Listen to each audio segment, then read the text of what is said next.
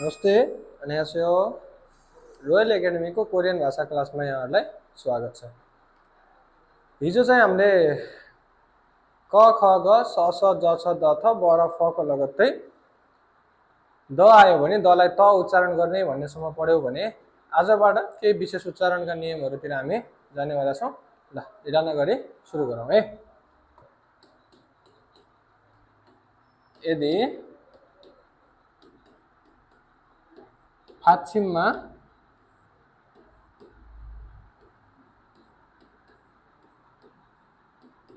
ब आएको छ र लगत्तै न आएको छ भने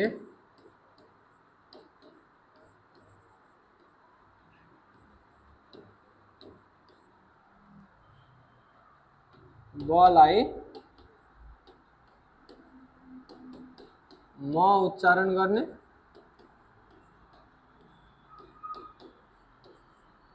र नलाई न उच्चारण गर्ने।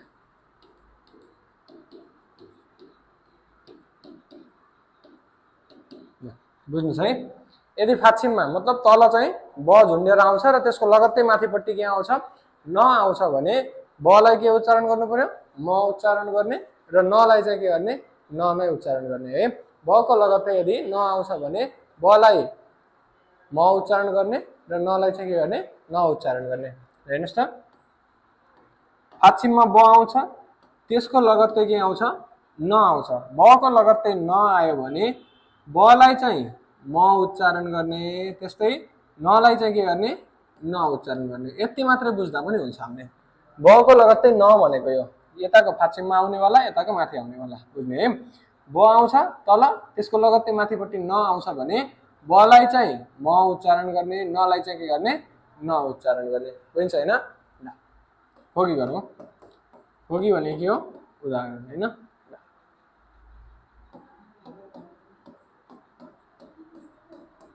यसलाई पढ्नुस् त। ख ख प्लस आ खा ग अगाडि आएपछि ख भइहाल्यो हैन। खा अब खाप्निदा भन्न पाइदैन के ब को लगत्तै नआयो नि। हेर्नुस् त ब को लगत्तै नआउने बित्तिकै यसलाई अब म पढ्नु पर्यो के खाम निदा भन्नु पर्यो। गुड। खाम निदा खामनिदा भनेको चाहिँ के हो त जान्छु। खामनिदा भनेको चाहिँ के हो जान्छु। खामनिदा भनेको चाहिँ के हो त जान्छु। यसलाई पढ्नुस् त। स स प्लस आ सा ब तल आएपछि प तर त्यसको लगत्तै के छ ब को लगत्तै न आछ नि। अब यसलाई प पढ्न पाइएन के पढ्नु पर्यो म साम निदा सामनिदा। सामनिदा भनेको चाहिँ के हो किन्छु है। सामनिदा भनेको चाहिँ के हो किन्छु।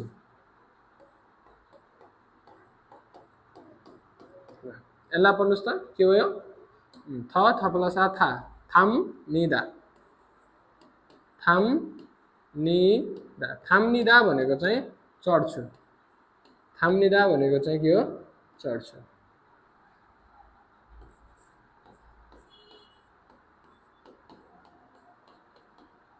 यसलाई पढ्नुस् त म प्लस अ म भइहाल्यो हैन। ग तल आएपछि के भयो क मक स प्लस उ सु। अब ब तल आएपछि प हो तर त्यसको लगत्तै माथि के छ न छ भने यसलाई प नपढेर के पढ्नु पर्यो म मक सुम निदा। के भयो मक सुम निदा। मकसुमनिदा भनेको चाहिँ खान्छु। मकसुमनिदा भनेको चाहिँ के हो खान्छु। मकसुमनिदा भनेको चाहिँ के हो त खान्छु।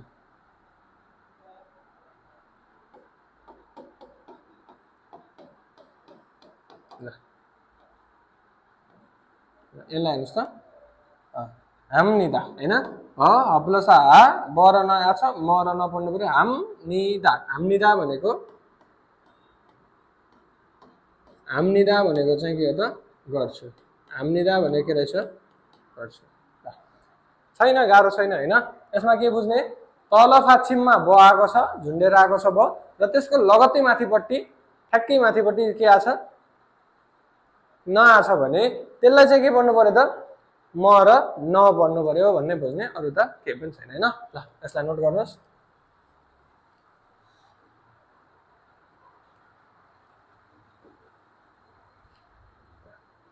भयो हैन? ल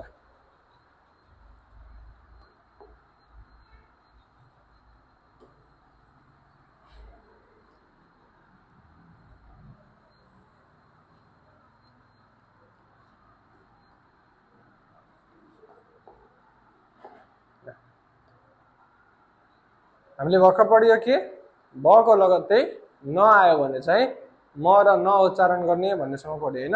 अब चाहिँ के पढिन्छ त, यदि फाक्षिममा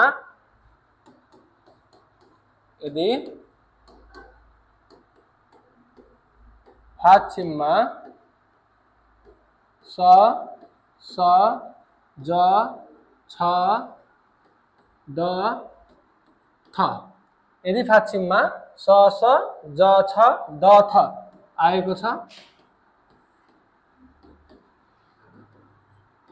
र लगत्तै के हो न हैन, न आएको छ भने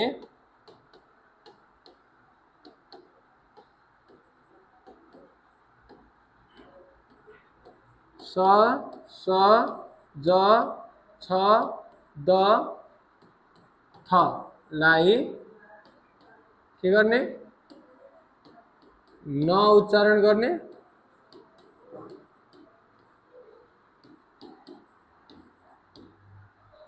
र नलाई के गर्ने, न उच्चारण गर्ने।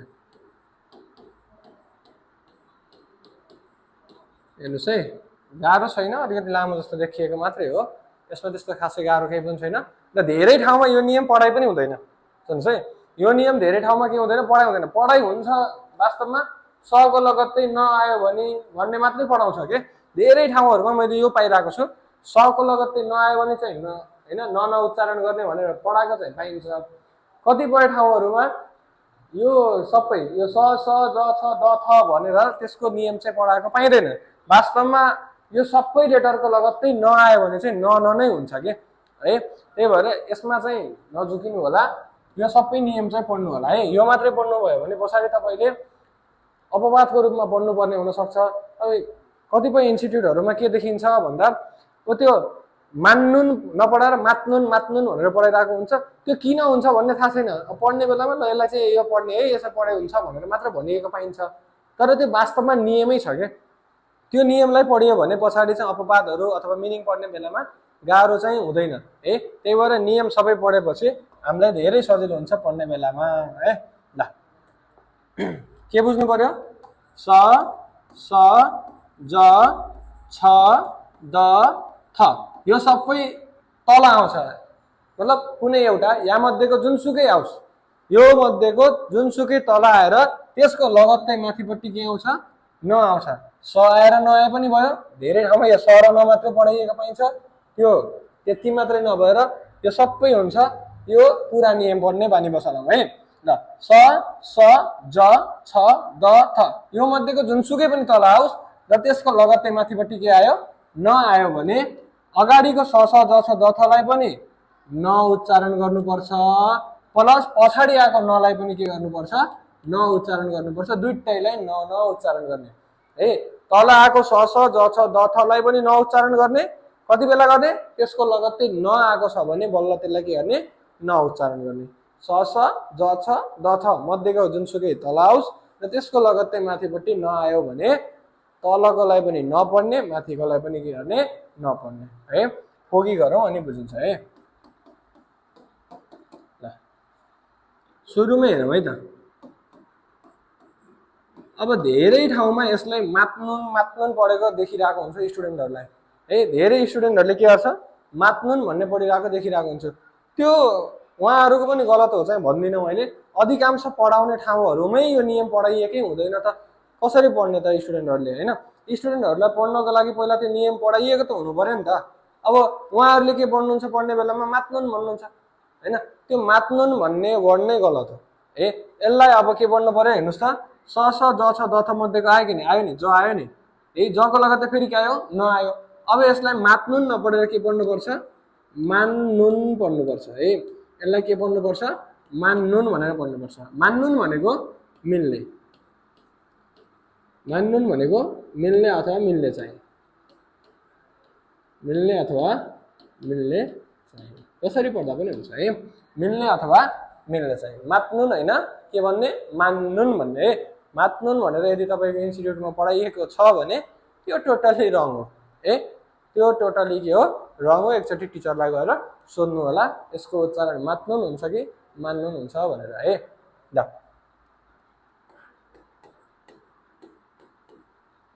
यसलाई पढ्नुस् त अब यहाँ हेर्नुस् त स आयो कि नि डबल स आएको छ र त्यसको लगत्तै न आछ भने अब इत्नुन पढ्न पाइन कि हुन त स तल आएपछि के हुन्थ्यो त हुन्थ्यो अब त्यो म्याक्सिमम ठाउँमा पढाइएकै छैन त कसरी हुन्छ त हैन यसलाई के पढ्नु पर्यो इन्नुन पढ्नु पर्यो सको लगत्तै न छ नि हैन अब जहाँ यो इत्नुन भनेर पढिन्छ त्यो टोटली रङ हो है त्यो टोटली के हो त रङ हो त्यही भएर यसलाई इत्नुन नपढ्नु होला कृपया त्यो आउँदैन इत्नुन भन्ने होइन त्यो चाहिँ के हो इन्नुन हुन्छ है यसलाई पनि के पढ्नु पर्छ न इन नुन यसलाई पनि नपढ्ने माथिकोलाई पनि नपढ्ने है इन्नुन भनेको चाहिँ के रहेछ भएको अथवा हुने भएको अथवा हुने इन्नुन भनेको चाहिँ के रहेछ त भएको अथवा हुने सबभन्दा धेरै बिगार्ने एउटा मान्नुनलाई मात्नुन पढ्ने अर्को यो वर्ड जुन छ यसलाई पढ्नुस् त हजुर अब चाहिँ के पढ्ने भयो हामी कुन्नादा पढ्ने भयो तर म्याक्सिमम ठाउँमा यसलाई कुन्नादा नपढेर कुत्नादा भनेको पाइएको छ त्यो कुत्नादा होइन यो है यो उच्चारण चाहिँ क्लियर गर्नु होला कुत्नादा नभएर यसको उच्चारण चाहिँ के हुन्छ कुन्नादा हुन्छ है के हुने भयो अब कुन्नादा भनेको चाहिँ सकिनु कुन्नादा भनेको चाहिँ के हो सकिनु है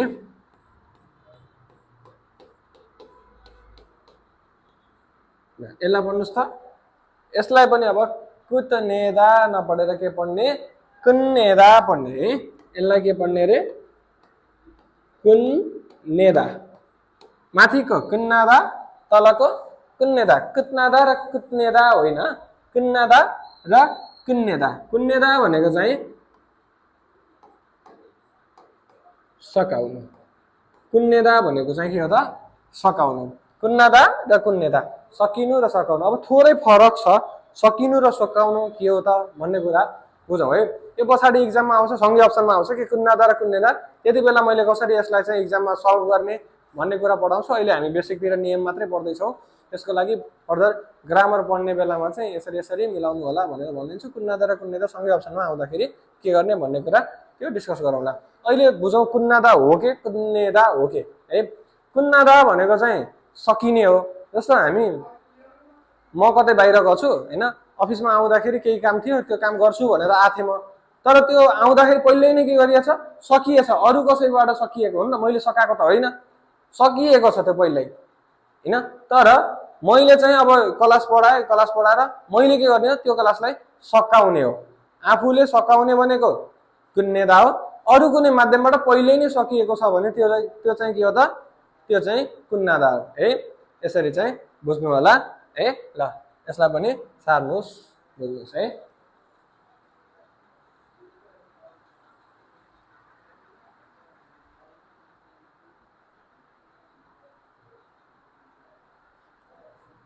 ल हैन सकियो हैन बुझ्नुहुन्छ यो स स ज छ द थ हैन के छ स स ज छ द थ त्यसको लगत्तै माथिपट्टि यदि न आउँछ भने स स ज छ द थलाई पनि न पढ्नु पर्यो र त्यसको लगत्तै आउने नलाई पनि के पढ्नु पर्यो न नै पढ्नु पर्यो है यो भन्दा अगाडिको नियम के पढेको थियो यदि फाचिममा ब आउँछ र त्यसको लगत्तै यदि न आउँछ भने बलाई म पढ्ने नलाई चाहिँ के पढ्ने न नै पढ्ने ल आजको हाम्रो क्लासलाई चाहिँ मैले यतिमा एन्ड गरे है ल अब बुझ्नुहुन्छ बुझ्नुहुन्न कतिको के गर्नुहुन्छ है एकचोटि कमेन्ट गर्नु होला धन्यवाद 감사합니다